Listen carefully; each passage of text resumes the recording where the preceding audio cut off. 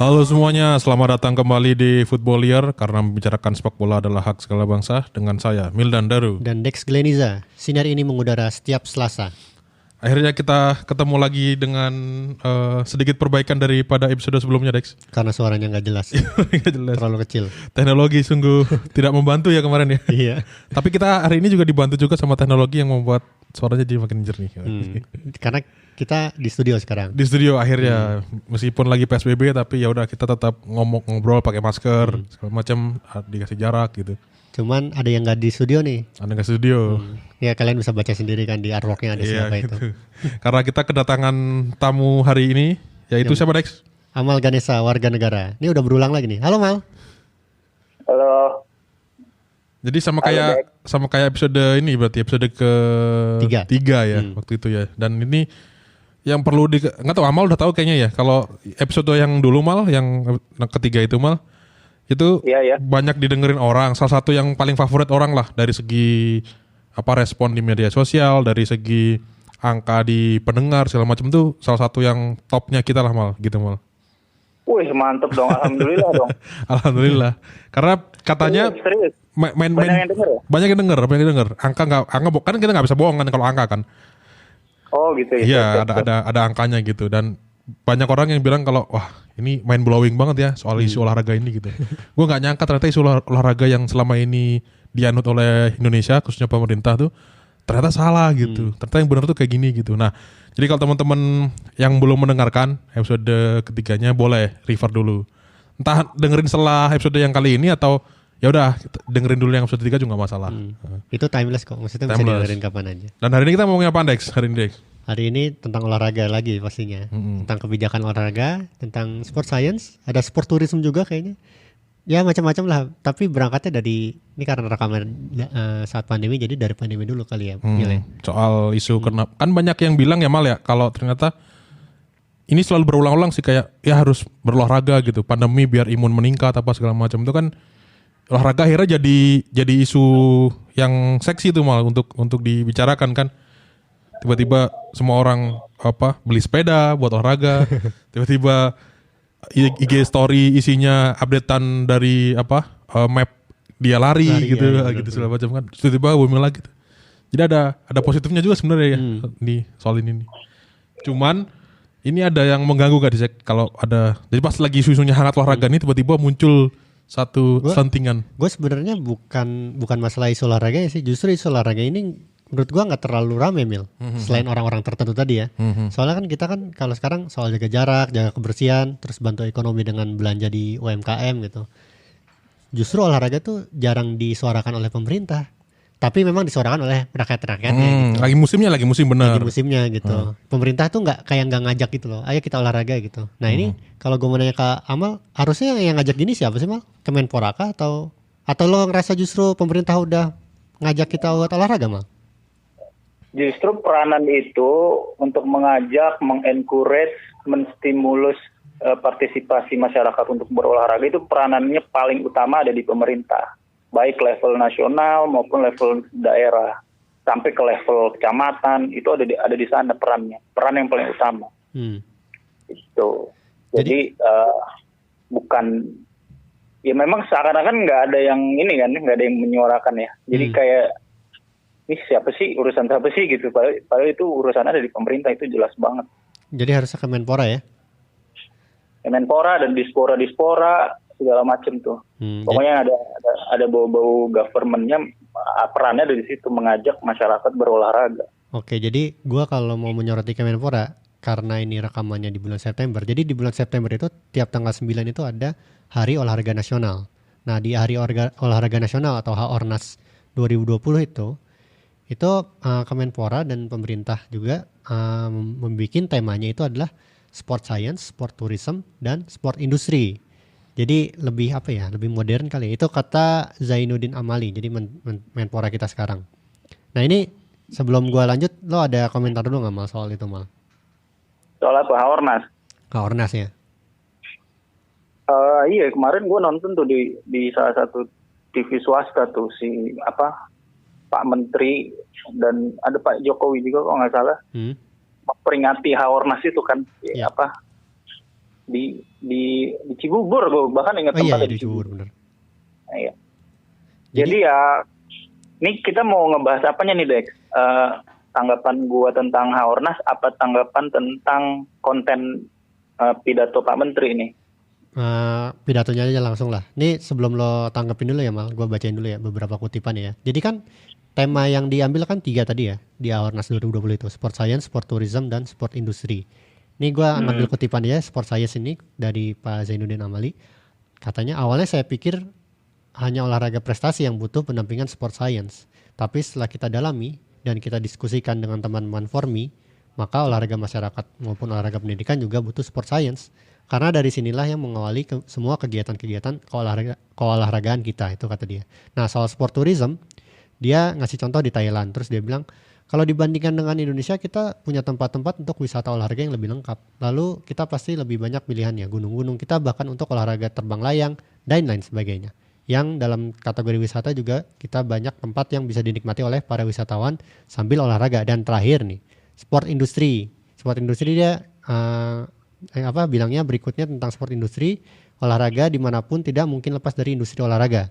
Berbagai kegiatan sport industri, baik industri berupa produk dan jasa olahraga, belum juga tergarap dengan maksimal. Indonesia masih mengandalkan peralatan olahraga yang datang dari luar negeri. Padahal potensi industri olahraga di Indonesia cukup besar.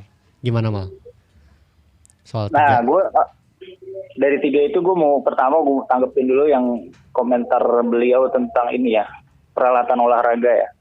Ini cukup bagi gue cukup, gue heran banget ya siapa yang mengadvise beliau ya sampai sekelas Menteri Olahraga ngomongin peralatan olahraga. Emang iya di dalam sports industry itu memang ada unsur peralatan olahraga karena kan industri itu kan pengertiannya bagaimana ada added value, ada nilai tambah dari hulu ke hilir. Nah kalau sports industry itu artinya aktivitas yang ada nilai tambahnya dari level amatir sampai level profesional, which is iya kita setuju di situ ada peralatan olahraga ya kan? Iya benar. Tetapi itu hanya supporting sifatnya Dek. Peralatan olahraga itu bagi gua seorang menteri olahraga nggak usah ngomongin peralatan olahraga gitu, apalagi ngomongin. Jadi itu namanya sports equipment industry kali ya. Ya equipment industry ya, bukan sports industry. Jadi sports industry itu ya dari amatir sampai profesional, dari level masyarakat, dari level dari yang sifatnya rekreasional kayak lu main bola tiap minggu atau lu ke Senayan lari pagi, sampai yang levelnya profesional sampai atas tuh, sampai level elit yang ngejar medali emas gitu. Nah itulah sports industry. Nah specifically banyak orang yang mengartikan ya, udah jadi semacam konsensus di dunia ketika kita ngomong industri, ketika kita ngomong sports industry atau industri olahraga, itu orang refer ke puncaknya yaitu professional sport industry. Jadi makanya gue heran ini kenapa kok yang diomongin peralatan olahraga ya di Haornas ini. Gue jadi berpikir ada apa sih di sana gitu, siapa yang mengadvise dan segala macam, kok bisa ada peralatan olahraga masuk jadi satu. Itu kan kalau udah dipidatoin berarti udah sesuatu yang penting kan, sesuatu yang apa ya, ya selevel menteri gitu. Jadi sesuatu yang urgent, sesuatu yang penting gitu. Dan bagi gue menteri olahraga nggak penting ngomongin peralatan olahraga, itu jelas-jelas bukan ranahnya beliau kalau menurut gue. Kalau ini Mal, kalau kan kalau dari pernyataan beliau itu kan bilang soal peralatan olahraga masyarakat, dia juga mention soal masyarakat juga gitu. Nah kalau misalkan di artiannya adalah benar bahwa tugas untuk mengajak masyarakat olahraga, terus membantu olahraga masyarakat biar orang terbiasa jadi olahraga, itu kan ada emang mau tidak mau emang ada peralatan yang bersinggungan di sana gitu. Paling sederhana misalkan dulu pernah ada gerakan 1000 bola, terus bantuan peralatan misalkan meja tenis meja untuk di kampung-kampung segala macam itu kan sempat terjadi tuh. Nah apakah yang dimaksud tuh sebenarnya konsep kayak gitu, di mana menurut Pak Menteri bilang bahwa kita selama ini banyak kan impor gitu. Jadi dia mendorong di sektor yang dimana sebenarnya masih bersinggungan dengan hal lain juga kayak soal perindustrian apa segala macam. Ataukah itu atau emang harusnya emang tidak menurut kata lo tadi yang tidak usah menyinggung soal itu? Kayak jersey timnas aja sekarang kan Mills kan. Itu kan juga dari lokal. Dari lokal itu. Itu gimana Mal? Mungkin ini gue tambahin sedikit ya. Mungkinkah itu juga berdampak ke ekonomi juga kayak yang kita dianjurkan buat belanja. Ya maksudnya Pak Menteri juga bilang ya udah kita belanja alat-alat olahraga dari dalam negeri aja gitu. Kalau gue sih melihat ngebelanya tuh kayak gitu kalau mau ngebela gitu. Ya gue juga setuju ya kalau kita bilang kita pakai peralatan olahraga dalam negeri, setuju banget gitu. Artinya kita mampu kan bikin sesuatu yang bisa ngimbangin global sport equipment brand. Nah, tapi balik lagi, gue bicara itu kan judulnya sports industry ya. Kalau sports industry itu biasanya itu ngomongin sportsnya gitu loh. Sportsnya itu apa sih? Sports itu biasanya sports itu kan definisi sports gue jelasin ya. Di Indonesia sendiri sports ini nih bahasa Indonesianya cuma satu, olahraga kan. Padahal klasifikasi atau tipologi olahraga tuh kalau di salah satu buku yang jadi kitab gue lah, itu ada 3, ada physical activity, ada exercise, ada sport. Ini 3-3-nya pengertiannya beda deh.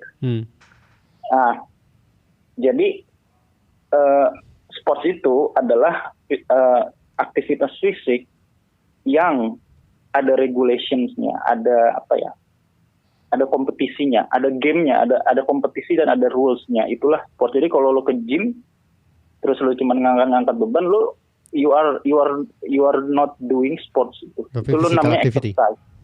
Exercise itu namanya. Exercise itu physical activity yang terorganisir atau terplan dengan baik. Jadi kalau lo naik tangga ke sekolah lo atau ke kantor lo naik tangga, itu physical activity. Jadi exercise itu ada plan-nya, physical activity-nya ada plan-nya, tapi nggak ada game-nya, nggak ada rules-nya. Kalau ada rules-nya itulah sports. Nah, itu arti sports dulu ya. Nah, ketika sports industry itu biasanya adalah sports yang dari level amatir ke profesional tadi gitu loh. Jadi makanya gue bilang iya sih memang ada unsur peralatan di dalam sports industry itu, cuma gue nggak merasa itu hal yang menjadi fokus tupoksi utama pemerintah ya dalam hal itu. Mungkin itu lebih ke justru memang ada di Kementerian Perindustrian gitu. Tapi memang gue juga setuju bahwa itu juga kalau ditingkatkan bagus gitu. Cuma gue ngerinya tugas utamanya meningkatkan sports industry itu yang dari level amatir ke profesional itu jadi nggak fokus gitu, jadi nggak kesana gitu. Malah peralatannya yang di ini kan, gue sih berpikir begini, peralatannya duluan, apa sportsnya duluan, maksudnya dari level amatir ke profesional duluan yang diberesin. Kalau menurut gue ya seorang menteri olahraga ya itunya dulu, amatir ke profesionalnya dikembangin, ditingkatkan. Nah nanti kan ngikut tuh peralatannya. Jadi jangan kebalik kalau menurut gue begitu. Ya bisa dipahami sih untuk sport industri ini. Kalau untuk yang 2 tema lainnya gimana? Sport science sama sport tourism? Nah kalau untuk yang sport science, komentar gue masih sama kayak yang di episode 3 ya, kalau nggak salah. Masih sama sih, maksud gue sport science ini memang sebuah bidang ilmu yang di Indonesia udah populer, udah banyak ahlinya. Semua perguruan tinggi yang punya jurusan keolahragaan rata-rata itu berkaitan langsung atau tidak langsung dengan sport science. Jadi mau gue jelasin dikit, mungkin sport science itu pengertiannya adalah kalau lo bahasa Indonesia kan mungkin lo akan bingung ya, kayak ilmu keolahragaan. Padahal sport science itu konsensusnya di dunia, sport science adalah human movement science. Jadi human movement science itu maksudnya dia tuh ilmu yang apa sih bahasanya Dex? Maaf ya, ilmu yang berkaitan mempelajari, meriset, meneliti yang berkaitan dengan human movement untuk tujuannya biasanya high performance atau medali emas. Nah, itulah sport science. Kenapa sih gue bisa tahu sport science? Karena gue dulu tahun 2017 tuh sebelum ngambil Master Manajemen Olahraga. Actually gue itu daftar pertamanya jurusan Sport Science di University of Groningen. Tau nggak lo Groningen? Arjen Robben nih. Gue nge-apply pertama kali gue nge-apply itu S2 ke olahraga. Gue kan pengen ngambil olahraga ya. Gue nge-apply Sport Science. Pas gue apply, mereka minta nilai-nilai gue yang berhubungan dengan IPA, ilmu pengetahuan alam, which is gue anak IPS. Gue SMA anak IPS, kuliah juga jurusan IPS, jurusan ekonomi. Jadi gue diminta nilai IPA terakhir gue di mana, kata dia gitu, kata si Groningen kan. Ya mau nggak mau berarti nilai kelas 1 SMA IPA gue jelek banget, biologi dan lain-lain. Udah pasti ditolak gue, Dex. Gue ditolak oleh Sport Science Groningen. Makanya dari situ gue tahu persis apa sih Sport Science. Jadi itu IPA, ilmu pengetahuan alam. Nah, jadi ketika dibilang tadi Sport Science ke bawah ya, ke masyarakat ya. Gue juga rada bingung ya, apakah ilmu Sport Science ini perlu di level recreational sport atau olahraga yang cuma rekreasi gitu. Itu yang ditekankan soalnya. Menurut gue sih, gue juga ragu ya. Gue sih mungkin perlu, tapi tidak sebegitunya, dan lagi-lagi harusnya tidak jadi prioritas gitu loh. Bukan tugas Kemenpora juga bukan sih? Tapi Satlak Prima mungkin? Iya, biasanya kalau high performance atau sport science di Satlak Prima tuh, atau di Satlak Prima juga kalau nggak salah udah nggak ada kan ya? Udah nggak ada. Ya, tapi kan itu kan yang sifatnya emang high performance kan, dalam artian itu ditujukan untuk atlet berprestasi profesional kelas atas gitu, top level kan. Iya. Nah, tapi kalau yang di konteks ngomongnya adalah Menpora, sebenarnya apakah masyarakat itu belum perlu sport science? Menurut gue sih kayaknya bukan nggak perlu juga itu, karena ya mau gak mau kalau lo memang mengajak orang untuk berolahraga akan lebih bagus ketika dia tahu ilmunya kan sebenarnya kan, kayak gitu. Apakah memang belum perlu atau gimana? Perlu sih, perlu, cuma lagi-lagi gue menekankan ini ya, kalau udah masuk pidato gitu kan berarti seorang menteri berarti menjadi penting kan ya. Susah-susah gampang juga nih, makanya gue bilang gue ragu ini perlu apa nggak sih, karena di level olahraga pendidikan misalnya kita di sekolah dari SD, SMP, SMA gue dulu olahraga kan, ada mata pelajaran olahraga. Nah itu ada guru olahraganya. Nah ketika lo berolahraga lalu ada pendampingnya, itu udah sport science menurut gue. Itu jadi keberadaan pelatih itu udah sport science. Jadi misalnya lo main bola nih, terus ada pelatihnya, itu udah sport science. Karena itu bagian dari ya sport science tadi gitu loh. Jadi ya, tapi mungkin yang membingungkan skalanya ya, sport science-nya skala selevel apa, ibarat kata gini, apakah di level bawah itu kita perlu misalnya pelatih yang lisensinya internasional atau lisensi dunia gitu. Gue pikir untuk level Indonesia kalau bisa mencapai itu bagus. Tapi apakah mungkin gitu? Ngerti nggak maksud gue? Iya. Itu kalau di Islandia tuh kan mungkin karena penduduknya sedikit ya, cuma berapa ratus ribu. Itu pelatih level grassroots-nya tuh yang ngelatih anak-anak bocah-bocah di SSB-nya itu UFAB kan. UFAB itu tinggi banget. Nah mungkin maksudnya ke situ ya Dex ya, kali ya. Bisa sport science yang diturut ke bawah, maksudnya begitu kali ya. Itu bagus sih. Bagus, cuman gue meragukan apakah itu menjadi prioritas gitu. Karena mengingat, ya lu bayangin aja kalau misalnya di level bawah itu udah ada sport science, staff sekali ya. Oh, ya sebenarnya yang orang olahraga sekarang kayak naik sepeda, terus juga apalagi lari, terus ada jaraknya yang kayak gitu-gitu, menurut lo masuk nggak sih sport science ya dalam hal mendasar gitu? Masuk sih, masuk juga gitu. Cuman kan skalanya tadi, gue balik lagi ke skalanya mau sport science yang advance atau yang sport science yang nggak advance, itu yang jadi kebingungan gue sih.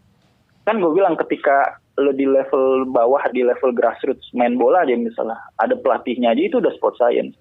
Which is kalau waktu gue ke Inggris, gue nemuin memang itu yang main-main rekreasional aja ada pelatihnya, grassroots football ada pelatih, cuman pelatihnya tuh bukan yang top gitu loh, paling presensi D gitu. Kalau tadi kan sport saya sudah, kalau sport tourism gimana? Di sini kan kalau menurut gue sih sport tourism tuh belum terlalu diangkat lah sama Indonesia. Nah, kalau sports tourism ini memang satu topik yang gue juga lagi-lagi gue bingung ya. Ini sports tourism tuh yang mempopulerkan ke Indonesia siapa sih? Kok lagi-lagi yang paling utama itu kan dari level kebijakan pemerintah itu harusnya kan olahraga masyarakat ya, Dex. Sesuatu yang kita semua, lo apalagi udah sadar, Dex ya. Mildan juga kayaknya udah sadar bahwa olahraga masyarakat di Indonesia ini aspek yang kurang diperhatiin ya kan. Harusnya kan ke situ tugas utamanya, tapi malah nggak diperhatiin. Nah, muncullah lagi namanya sports tourism, sesuatu yang menurut gua di dunia sendiri kalau untuk level kebijakan pemerintah di olahraga belum terlalu. Gue justru bingung ini dari mana datang lagi. Gue mungkin karena kiblatnya mungkin ke Eropa gitu kali ya.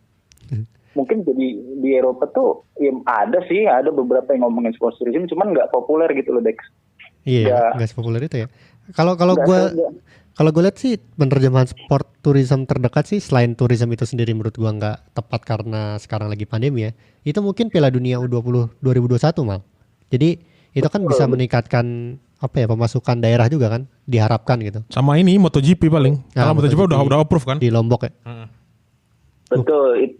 Memang yang namanya sports tourism itu biasanya orang ngomongin sports tourism itu kaitannya dengan sport mega event atau kompetisi olahraga yang levelnya internasional, karena disitulah nanti ada international turis masuk ke kita kan.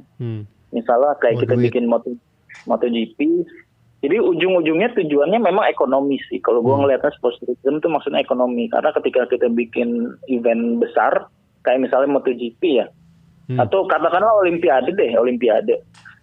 Jangan Olimpiade deh, Piala Dunia. Piala Dunia deh. Piala Dunia senior misalnya ya, misalnya kita bikin Piala Dunia senior, itu udah pasti kan turis pada datang dari luar negeri kan. Ya, nah itu dia akan bawa devisa yang banyak. Devisa inilah yang jadi inceran kita nih kalau ngomongin sports tourism sebenarnya. Devisa itu mata uang asing kan, mata uang asing yang dibawa ke sini, dan itu bagi ekonomi bagus. Nanti itu seingat gua, karena gua dulu anak ekonomi ya, seingat gua itu nanti neraca ini kita bagus tuh. Ekspor impor kita jadi bagus. Iya, bener kok. Tapi ada potensi lain yang sebenarnya nggak harus kita nunggu event internasional gitu. Kayak misalkan MotoGP kan setahun sekali kalau rutin. Terus Piala Dunia itu juga sekali, nggak tahu kapan lagi kita akan ada Piala Dunia. Tapi ada potensi lain yang kayaknya yang menurutku sih ditekanin di kemarin Haornas itu adalah justru olahraga yang rekreasi sebenarnya, karena dia mention soal para layang, dia mention soal ombak-ombak gitu. Jadi kalau misalnya di puncak Bogor atau di Batu Malang tuh kan ada tempat untuk para layang tuh. Nah kayaknya itu yang kemudian mesti disasar kan gitu. Atau terus Raja Ampat diving gitu ya. Atau diving, terus sekaligus selancar di Bali lah segala macam. Kayaknya sih itu juga sih yang masuk di sport tourism-nya. Atau e-sport di Warkop gitu. Enggak ada. Sport ya. Kalau gue pribadi sendiri masih meragukan signifikansinya bro. Signifikansi dari hal-hal itu, dari sport tourism yang lo sebut tadi, para layang lah gini-gini. Apakah itu signifikan meningkatkan atau memberi kontribusi untuk Indonesia gitu dalam hal misalnya ekonomi atau social development, dan itu kan perlu dikaji tuh ya. Yeah. Ngukurnya itu, biasanya ngukurnya kita nggak pernah dilakuin ya. Sport tourism ya, sport tourism. Sekarang ukur dong dampaknya gimana ekonominya atau social development-nya, atau apakah nilai-nilai yang bisa kita anggap, kita justifikasi ini bagus gitu. Ini pantas jadi prioritas. Nah, ngukurnya itu Dex yang susah.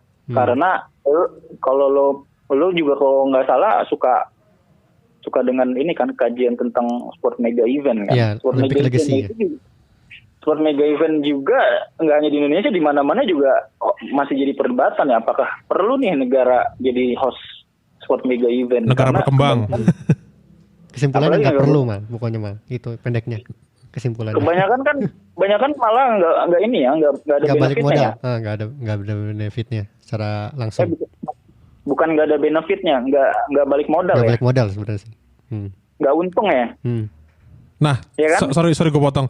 Nah justru apakah kan berarti kalau emang terbukti bahwa mega event itu tidak bikin balik modal gitu, berarti kan sebenarnya faktor-faktor sport tourism tadi yang dari segi olahraga masyarakat atau recreation kayaknya justru gitu yang nggak ada ruginya kan, karena secara umum juga dia sifatnya di wisata juga bukan jualan utama, cuma additional kan ibaratnya gitu. Kayak lo jualan Bali, oh gue pengen juga selancar nih, oh ya udah ada kok selancar gitu. Iya, benar. Jadi lo jualan Balinya terus lo jualan selancarnya gitu. Jadi itu menurut gue sih itu dua package yang ya udah nggak apa-apa dijalanin gitu, karena dari segi modal apa segala macam juga hal-hal itu nggak segede kalau kita bikin mega event kan, dan revenue-nya juga dia ada setiap hari gitu. Lo bisa buka para layang setiap hari atau selancar setiap hari tergantung cuaca, tapi itu bisa dilakuin kan. Kayaknya itu justru yang lebih masuk akal daripada mega event itu sih. Tapi apakah itu tugasnya Kemenpora? Kan ada Kementerian Pariwisata. Ya kayaknya sih itu akan jadi sinergi sih kayaknya ya, karena mau gimana juga ketika misalkan lu promosi wisata terus lu ngomongin olahraga gitu, oh ya lu harus koordinasi juga dengan teman olahraga gitu, karena mungkin biar bisa dibantu misalkan dari segi pelatihnya, dari segi apanya gitu. Ya sama kayak lu ngomongin Piala Dunia gitu misalkan, lo perbaikan stadion kan langsung ke Kemenku PR kan gitu. PUPR, ya benar. Nah, sama kayak itu mungkin kayaknya. Kalau menurut gue sih itu ya. Iya, memang ini gue juga dari tadi bilang kan gue ragu kan. Gue ragu pertama dengan signifikansinya. Apakah ini menjadi tupoksi utama sampai ada di pidato Haornas kan? Dari dulu tuh gue wondering nih sports tourism siapa yang bawa sih? Soalnya gue belum nemu ininya, datanya bahwa aspek ini tuh penting bagi kita gitu. Penting berarti kan ada significant contribution to the country kan? Iya, gue juga melihat Dalam soalnya, apa-apa tuh. gue melihat soalnya tiga tema itu terlalu besar aja gitu, terlalu sok keren lah gitu istilahnya. Sport science, sport tourism, sama sport industri yang biasanya kan satu tema doang di tiap Awareness ini, 3 tema yang kesannya keren gitu, cuman nggak jelas arahnya kemana. Kalau dari Awareness sih gitu sih. Kalau menurut gue sih gitu ya, ini pandangan pribadi gue. Nah kita coba ke yang lebih spesifik mal, sekarang ke sepak bola ya coba ya. Soalnya ini juga kan ada campur tangan pemerintah juga nih di sepak bola, terutama dari Inpres ya mal, Inpres Presiden nomor 3 ya tahun 2019 tentang percepatan pembangunan persepak bola nasional. Nah ini bisa lo jelaskan nggak mal? Ini kan katanya udah melahirkan Permenko kan, Peraturan Menteri Koordinator Bidang Pembangunan Manusia dan Kebudayaan nomor 1 tahun 2020. Jadi waktu itu Jokowi bikin ini kan, Inpres nomor 3 tahun 2019. Ingat gue benar nggak ya? Benar. Ntar dulu gue cari. Iya benar. Nah, ini sih ingat gue ketika Inpres ini muncul di bulan, kok nggak salah bulan Januari 2019. Kok nggak salah 2019 awal. Itu gue langsung kan nyari-nyari kontak lah, gimana caranya gue mau mempresentasikan tentang peranan negara di olahraga. Ingat gak, lu pernah ikut juga waktu Ya kita kan, ketemu One Team Press kan? Itu gara-gara Inpers itu kan? Ya, karena menurut gua ketika gua baca Inpers ini, waduh, kok negara bikin Inpers kayak gini, skala sports policy-nya kok terlalu high performance, baik seperti harus ngebangun mencapai prestasi sepak bola tuh nggak bisa kita mengabaikan grassroots-nya, intinya gitu. Kita grassroots-nya terabaikan banget gitu. Nah, kita udah ketemu One Team Press. Nah, abis itu follow up-nya nggak ada ya. Nggak ada. Follow up-nya nggak ada. Lalu tiba-tiba tahun ini muncul follow up dari One Team Press tersebut adalah Permenko nomor 1 ya. Tahun 2020. Nomor 1 2020 dari Menteri Koordinator Pembangunan Manusia dan Kebudayaan. Nah, ini juga ya nggak semuanya ada beberapa yang bagus, tapi ada beberapa yang menurut gua bisa banget dikritisi. Kalau sama gua bisa kena kritik, yaitu salah satunya yang paling gue ingat sih pengertian tentang tata kelola di Permenko itu kurang pas lah. Banyak hal-hal yang bisa gue kritik banget sih, banget lagi. Jadi gue mau jelasin dulu ada 5 arah strategis kebijakan ya kan dari Permenko itu kan. Yang pertama infrastruktur dan sport science, kompetensi sumber daya manusia, terus juga pengembangan bakat, terus apa lagi nih? Sistem kompetisi. Sistem kompetisi dan tata kelola pendanaan. Itu tuh yang jadi 5 arah strategis kebijakan di Permenko itu. Terus juga lu mau jelasin? Enggak, gue nggak jelasin sih. Gue cuma mau ngebandingin doang justru. Ini kita dapat contoh dari mana ya? Apakah dari Tiongkok malah dari Cina? Soalnya Xi Jinping itu kan ngebuat roadmap yang sama kan tahun 2016 yang bilang Tiongkok lolos Piala Dunia, jadi tuan rumah Piala Dunia dan juara Piala Dunia. Cuman dia ngasih waktu nih 2050. Nah kalau Indonesia gimana? Nah itu dia. Pertama gue mungkin mau menjelaskan kelebihan Permenko kita ya. Permenko kita nih ada 5 arah strategis kebijakannya. Yang menurut gua kalau dari 5 arah ini udah lumayan Dex, sudah bagus Dex. Nah, kita pengen naikin infrastrukturnya, kita mau naikin sumber daya manusianya, kita mau benerin sistem kompetisi, kita mau benerin tata kelolanya dan pengembangan bakat atau talent identification atau talent development.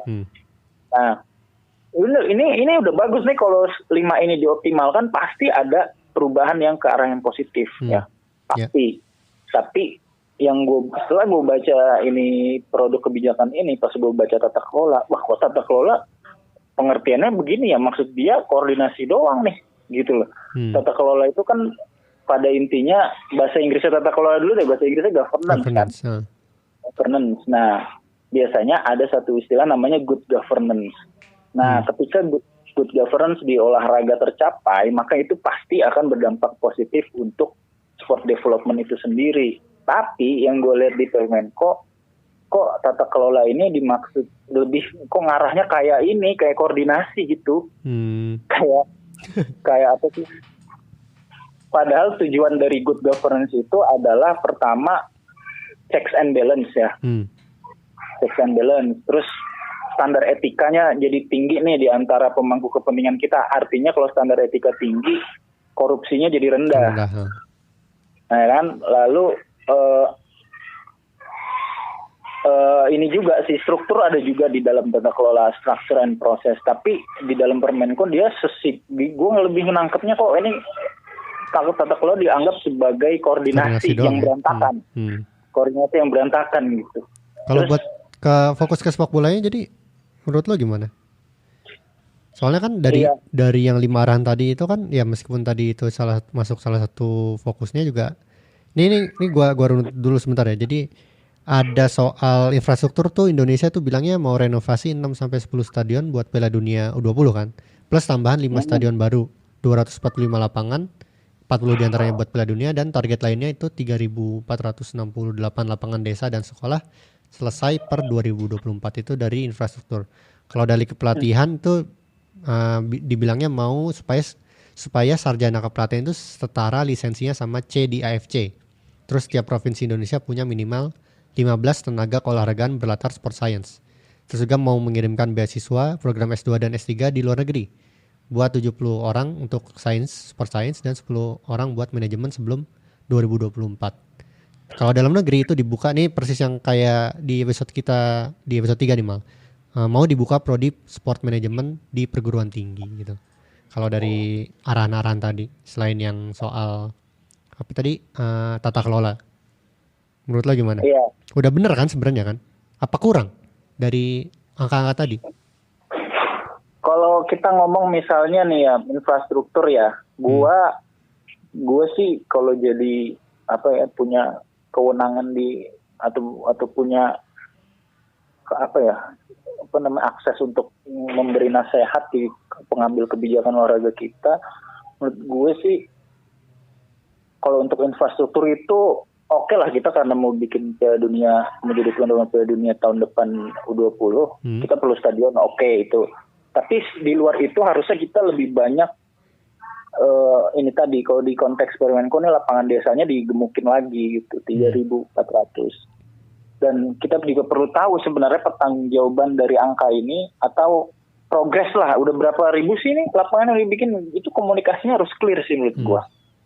Udah dari 3.000 ini sekarang lagi dibikin berapa, udah jadi berapa di mana aja, dan kita masyarakat perlu tahu, karena itu nanti menumbuhkan apa ya, biasanya kalau orang Indonesia tuh desa sebelah bikin lapangan, kita jadi ikutan bikin lapangan gitu. Iya.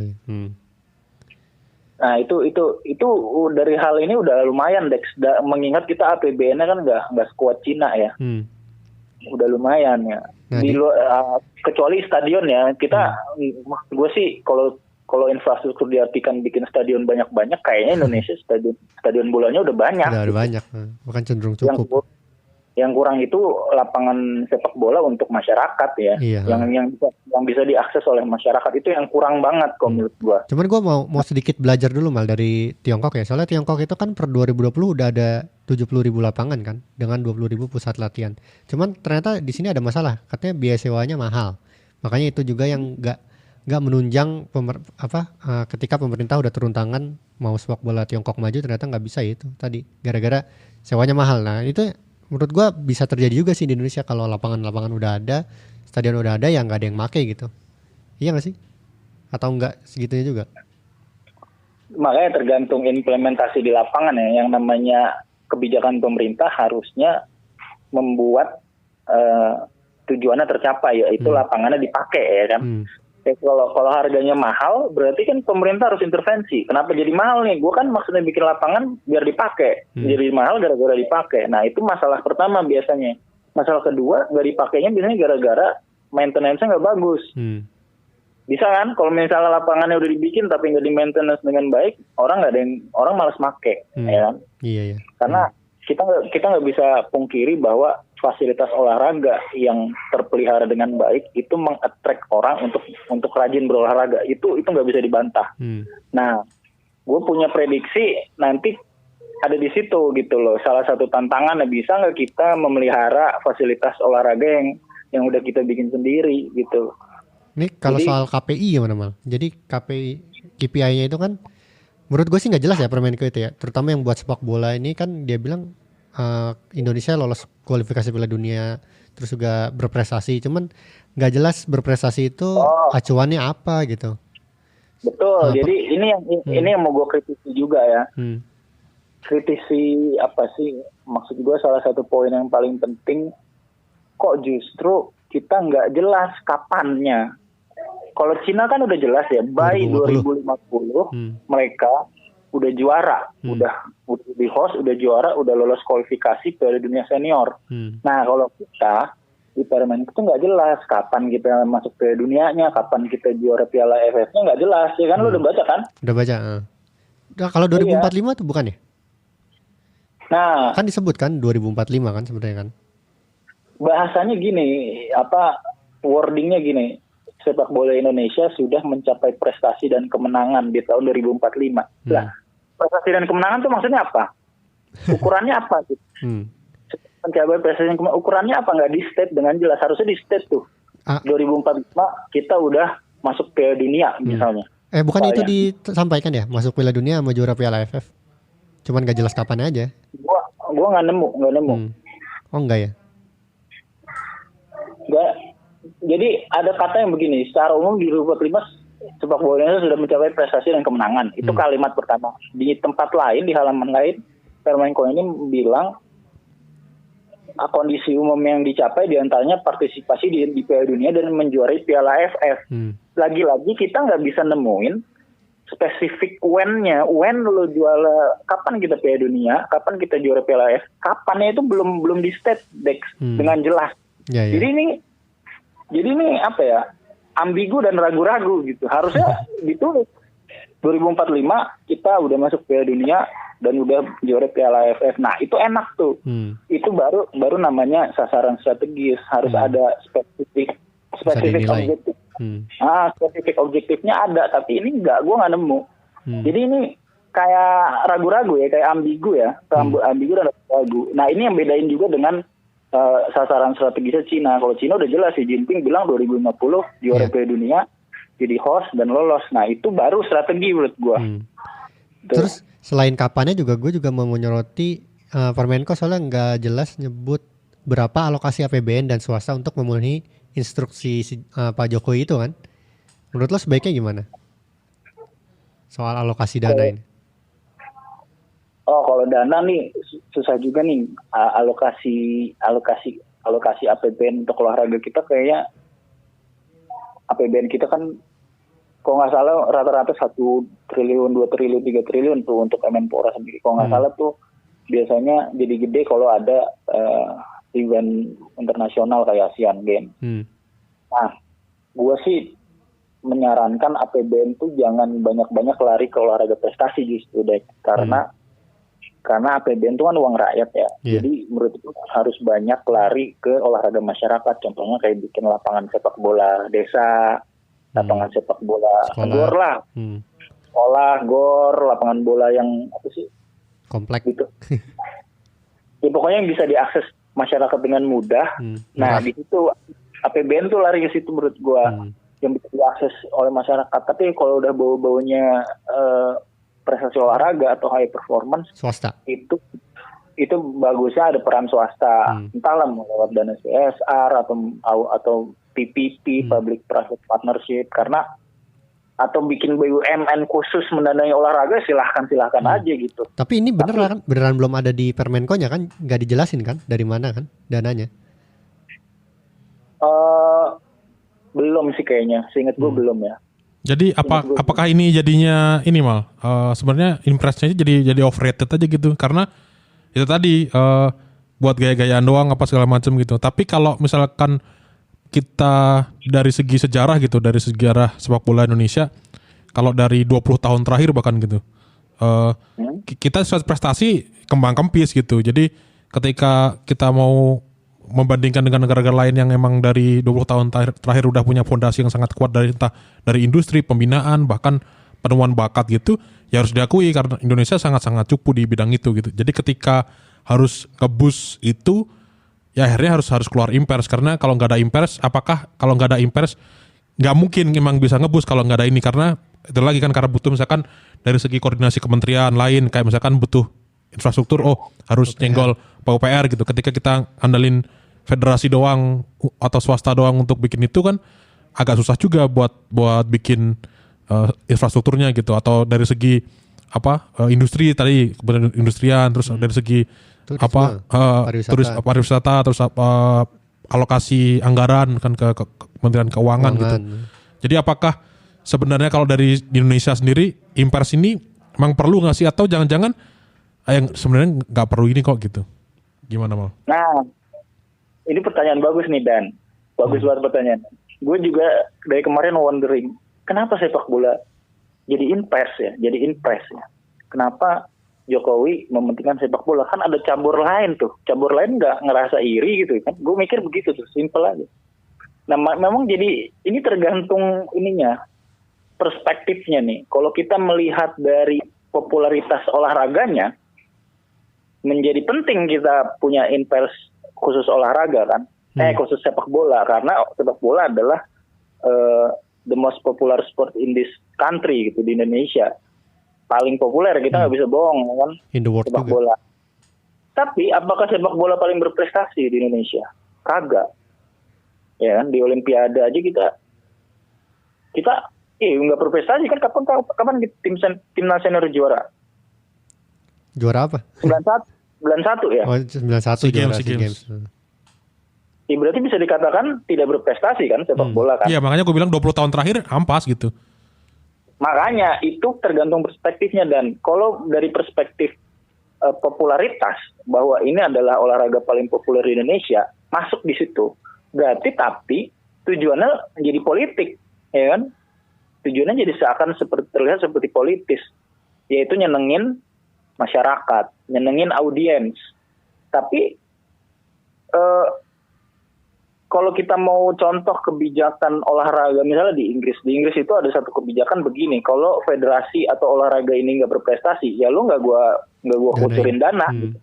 Kalau kata pemerintah Inggris gitu. Nah kalau kita pakai perspektif itu kan sepak bola nggak masuk. Iya sih. Ya kan? Nggak keurus jadinya, lu nggak berprestasi, ya kan?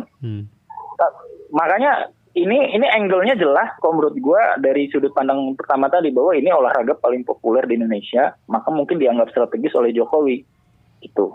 Strategis dalam hal apa kita nggak tahu ya, apakah mungkin untuk membuat rakyat bahagia. buat rakyat bahagia ya kan. Bisa juga ke situ, cuman justifikasinya juga perlu. Gue juga nggak tahu kenapa cabur lain nggak ada yang ini ya, nggak ada yang kok olahraga cabur kita nggak ini ya. Misalnya apa? Misalnya dayung atau apa sih, basket lah. Kok basket nggak dibikin impress juga? Olahraga. Kalau badminton udah prestasi. Prestasi ya, nggak berprestasi ya. Jadi kesimpulannya sebenarnya overall gimana Mal? Menurut lo Mal? Emang perlu atau 50-50 atau sebenarnya nggak perlu? Taruh lo Mas, sebelum lo jawab, kita juga sebenarnya peraturan yang masuk undang-undang sampai ke hal olahraga itu baru ini doang kan? Kayaknya dulu-dulu nggak ada deh. Yang olahraga sampai diatur undang-undang gitu. Iya, kayaknya kalau sampai produk kebijakan pemerintah sampai diikat ke sekelas Permenko dan Impres, kayaknya sih baru ini doang. Tapi di Kemenpora gue nggak tahu, kayaknya Permen udah banyak kali deh. Ya, Permen atau PP khusus olahraga ya. Lo ngomong olahraga atau sepak bola nih? Olahraga. Oh, olahraga sih udah banyak deh, kayak dia ngeluarin PP, dia ngeluarin ini untuk menjelaskan undang-undang. Tapi kalau undang-undang kita memang baru satu ya, UU SKN kan. SKN ya. Kalau itu kan undang-undang itu kan produk hukum paling tinggi setelah UUD 45 kan, paling atas banget UUD 45. Nah di bawah UUD 45 setahu gue nih, gue bisa salah nih karena gue bukan anak hukum nih. UUD 45 baru UU tuh undang-undang. Nah undang-undang ini memang kita baru cuma satu untuk olahraga. Cuman di bawah undang-undang banyak, setahu gue ada PP, ada Permen, pasti banyak tentang olahraga. Cuma untuk level presiden ke olahraga khususon tertentu kayaknya baru ini deh kayaknya. Presiden yang ngeluarin impers tentang olahraga tertentu itu kayaknya baru si Pak Jokowi. Itu. Jadi jawabannya apa tadi? Perlu apa enggak ya? Kalau gue ya, jadi bias nih Dan, karena gue anak bola. Ya maksudnya makanya gue bilang tadi ya, gue ngasih opsi 50-50 bahkan tuh. Atau lo mau ngambil opsi itu? Jadi bias karena gue sebagai pecinta sepak bola, ya seneng. Itu gue akan bilang ya perlu lah, gue pengen main bola juga gitu kan. Lapangannya jadi banyak kan, misalnya lapangan bola jadi banyak, jadi murah-murah, perlu kan. Pengen ngeliat kita timnas yang juara terus, pengen itu sebagai penggemar sepak bola. Cuman kalau gue bukan penggemar sepak bola, gue akan kok iri cuma sepak bola doang, iri kali ya. Harusnya kan inversnya tentang olahraga gitu. Iya, percepatan prestasi olahraga ya udah. Iya. Jadi nggak sepak bola doang. Kalau gue bukan penggemar sepak bola ya, kok sepak bola doang gitu. Nah, dilema ini juga terjadi kayaknya di Liga 1 2020 kayaknya ya. Jadi Liga 1 2020 itu kan semua event di dunia itu berhenti waktu pandemi, terus pelan-pelan beberapa negara khususnya Eropa tuh mulai jalan lagi mereka. Kayak Thailand bahkan juga udah mulai jalan. Di Vietnam udah mulai jalan bahkan dengan penonton terbatas gitu. Nah, Liga 1 tuh ada dilema tuh. Jadi apakah layak di jalan atau enggak gitu. Akhirnya waktu podcast ini dibuat nih di tanggal 17 September 2020 pas banget sama konferensi pers dari Badan Nasional Penanggulangan Bencana BNPB. Jadi BNPB mengatakan bahwa BNPB memberikan izin kepada Liga 1 2020 untuk jalan lagi di Oktober 2020. Banyak pertentangan untuk ini karena kondisi negara saat ini di September 2020 tuh puncak kurva pandemi itu belum ada bahkan gitu. Kita belum ngomongin turun ya. Puncaknya tuh belum kelihatan gitu. Jadi kondisi negara lagi amburadulnya lah untuk penanganan pandemi, tiba-tiba sepak bola disuruh jalan gitu. Emang kok sepak bola jalan gitu. Kalau pandangan lo gimana? Kalau pandangan gue sih gini ya, jadi kalau tadi ini mirip dilema yang lo tadi malah soal suka bola dan gak suka bola. Kalau sebagai penggemar bola ya akan sangat senang ketika sepak bola kembali lagi gitu. Terus dari segi perkembangan sepak bola Indonesia sendiri lebih baik jalan, karena kalau sampai ini berhenti, gue akan sangat yakin industri sepak bola itu akan mati dan butuh waktu lama untuk recovery. Karena ketika lu berhenti lagi, udah berarti ada banyak staff, banyak pemain, banyak pelatih segala macam yang akhirnya mereka berhenti bersepak bola gitu. Dan ketika itu terjadi dan dalam waktu yang lama, berbulan-bulan gitu, mereka bisa kemudian entah berubah profesi, entah kemudian akhirnya menyerah dan akhirnya nggak mau terlibat di bola lagi, terus sponsor-sponsor mau start lagi susah gitu karena mereka kapok tanda kutip gitu. Akhirnya ya tadi sepak bolanya jadi sangat-sangat mundur gitu ketika jalan. Tapi ketika jalan apa enggak juga dilema juga, masalahnya kondisi negara lagi kayak gini gitu. Tapi kalau dari segi protokolnya emang benar-benar dijaga, terus pemain juga selalu dites sebelum tanding gitu segala macam, harusnya sih aman-aman aja ya nggak sih? Kalau menurut lu gimana Mal? Soal kondisi yang paling relevan saat ini tuh, Liga 1 2020. Ya, memang ini COVID nih dilema banget tuh ya. Di luar sepak bola pun kan dilemanya ini kita mementingkan ekonomi apa nyawa ya, atau manusia. Kan selalu dua itu tuh, humanity or economy. Nah, kalau di sepak bola ya sama pada dasarnya ya. Kita mementingkan human-nya atau ekonominya. Kalau gue sih sah-sah aja sih kalau mau jalan, cuma protokolnya diperketat gitu. Cuman pertanyaannya apakah benar-benar apakah bisa ketat seperti yang kita lihat di Eropa misalnya kan, yang random tesnya jalan terus. Terus salah satu yang jadi concern gue juga di Indonesia ini kan stadionnya banyak yang masih kondisinya belum single seat, masih banyak kan ya, Dex ya, banyak Edan ya. Iya. Belum single seat ya. Nah itu tapi kan tanpa penonton yang untuk kali ini masih tanpa penonton. Jadi sebenarnya sangat tertutup gitu. Jadi untuk kemungkinan penambahan penonton ya penambahan penyebaran juga harusnya daripada misalkan kita open masih taman masih terbuka, orang masih bisa keluar masuk rumah mereka, bukan lockdown penuh gitu. Sebenarnya tanding liga ini sebenarnya ada di sistem yang sangat tertutup sih sebenarnya ya gitu harusnya. Kalau tanpa penonton sih menurut gue sih masih boleh aja sih, asal protokolnya diperketat. Gue kira pakai penonton, kalau pakai penonton wah ngeri juga, penonton ribuan dempet-dempetan gitu saling menularkan penyakit lagi kan. Kalau tanpa penonton kayaknya sih masih visible aja, masih oke aja ya.